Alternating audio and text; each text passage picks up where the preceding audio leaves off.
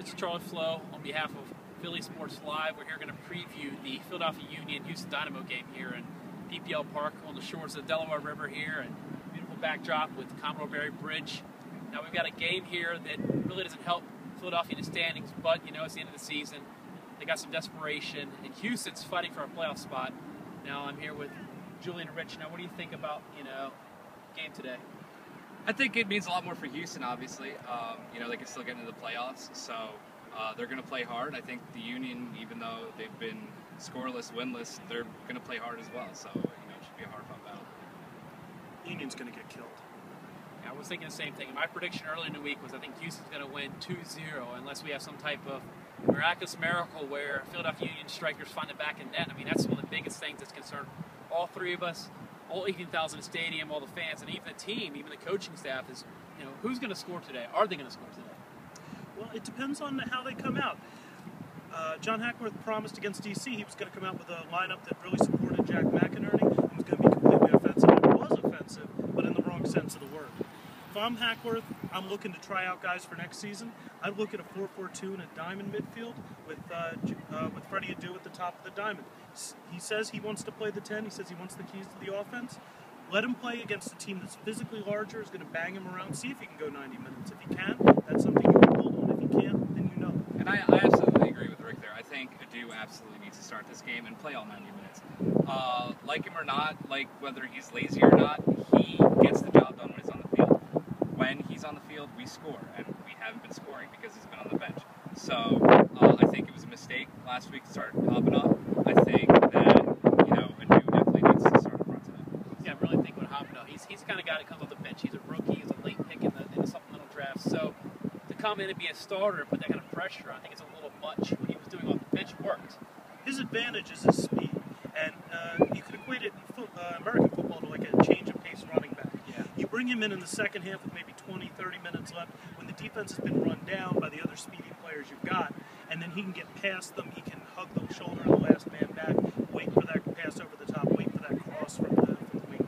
Yeah, I really like how Hackworth's brought him in sometime to the second half when Union had a lead, and it's been such a thing that Union haven't had, so they can't really use it in a role. But if they get a lead, I like the idea of bringing on an attacking player when they have a lead because he's a possession forward. He doesn't work, and I think that he's a good replacement for McInerney. With them working together, they have two similar styles. Like, what do you think about their styles together?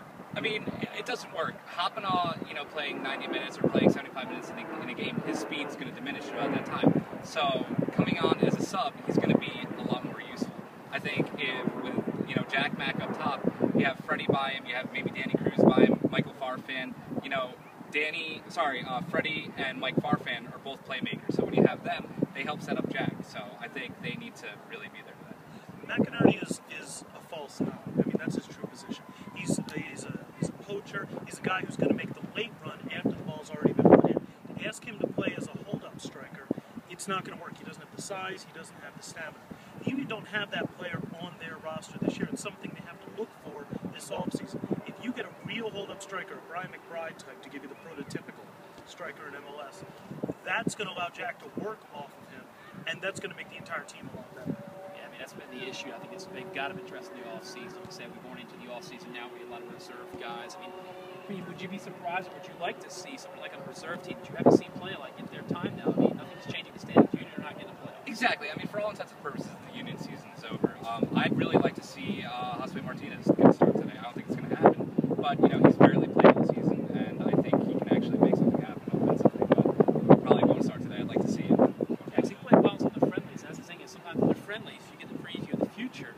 This is a time to use that because you're not going to lose anything, but still treat this game like a serious game because you can knock Houston out of the playoffs. But really, I don't see Philly winning tonight. It's just going to be a long stretch, and definitely the offseason they've got to address. They've got someone that either big on midfield or big on forward. So what do you think is more important, up front attack or a stud midfielder, target striker? And there's not many of them in MLS. Somebody like Ken Cooper, for example, who will most likely be available in the offseason. Bring in somebody from the outside again.